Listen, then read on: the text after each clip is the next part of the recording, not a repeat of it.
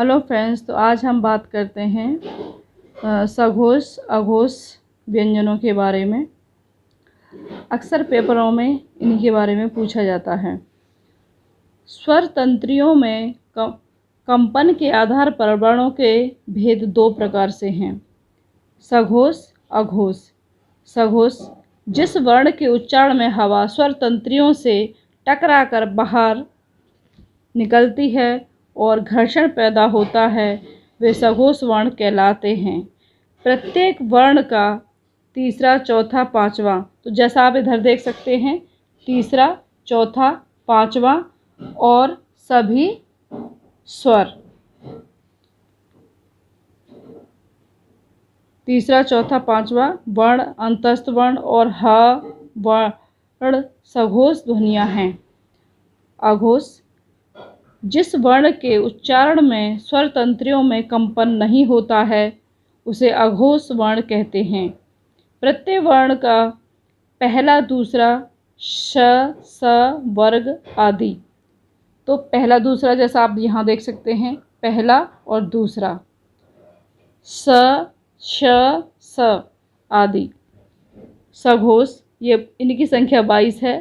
सभी स्वर आ, ई, उ, ए, ओ, औ। व्यंजन ग, घ, ङ, ज, झ, य, ट, ड, ण, न, ढ, द, ध, न, ब, भ, म। अंतस्थ य, र, ल, व, ह। अघोष इनकी संख्या 13 है। व्यंजन क, ख, च, छ, ट, ठ। उच्चारण में लगे प्रत्यय की दृष्टि से व्यंजनों के भेद। उच्चारण के समय सांस अथवा वायु की मात्रा के आधार पर व्यंजनों को दो भागों में बांटा गया है, अल्प प्राण व्यंजन, महाप्राण व्यंजन। अल्प प्राण व्यंजन, अल्प थोड़ा, प्राण वायु। जिन व्यंजनों के उच्चारण में कम समय तथा कम वायु की आवश्यकता होती है, वे अल्प प्राण व्यंजन कहलाते हैं। प्रत्येक वर्ण का पहला, तीसरा और पांचवा वर्ण तथा अंतस्थ व्यंजन। महाप्राण व्यंजन जिन व्यंजनों के उच्चारण में समय तथा वायु अधिक मात्रा में होती है, वे महाप्राण व्यंजन कहलाते हैं। प्रत्येक वर्ण का दूसरा और चौथा तथा ऊष्म व्यंजन आदि। अल्प प्राण व्यंजन क, ग, ङ, च, ज, य, ट, ड, ण, त, द, न, प, ब, म। अंतस्थ य, र, ल, व। महाप्राण व्यंजन ख, घ, छ, झ, ठ, ढ, थ, ध, फ, भ। सभी ऊष्म व्यंजन श, श, स, ह। वर्णमाला के पहले, तीसरे, पांचवें, इधर दोवा और चौथा। अक्सर पेपरों में अल्प प्राण व्यंजन, महाप्राण व्यंजन पूछे जाते हैं। तो ये वर्ग का पहला, तीसरा, पांचवा, दूसरा, चौथा ये महाप्राण है। द्वित अब हम बात करते हैं द्वित व्यंजन के बारे में।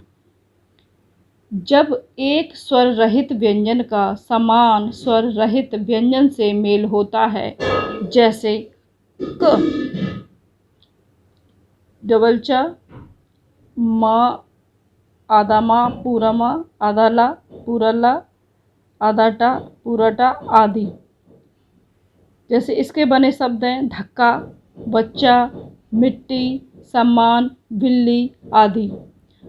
संयुक्ताक्षर जब एक स्वर रहित व्यंजन का भिन्न स्वर रहित व्यंजन से मेल होता है, जैसे आधा म, ह, आधा म, न, प्र, आधा न, या, आधा क, या, आधा श, च, आधा त, व, आधा त, या आदि।